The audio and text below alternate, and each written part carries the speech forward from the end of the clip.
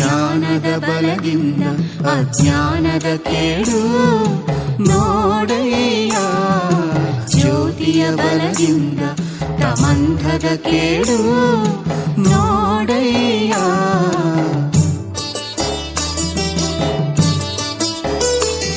ಪರುಷದ ಬಲದಿಂದ ಅವಲೋಹದ ಕೇಡು ನೋಡಯ್ಯ.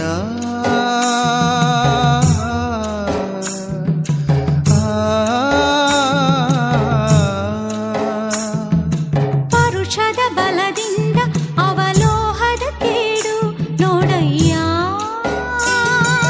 ಕೂಡಲ ಸಂಗನ ಶರಣರ ಅನುಭಾವದಿಂದ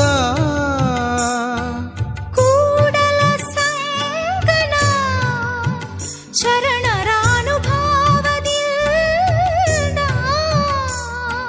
ಎನ್ನ ಭವದ ಕೇಡು ನೋಡಯ್ಯ. ಜ್ಞಾನದ ಬಲದಿಂದ ಅಜ್ಞಾನದ ಕೇಡು ನೋಡಯ್ಯ.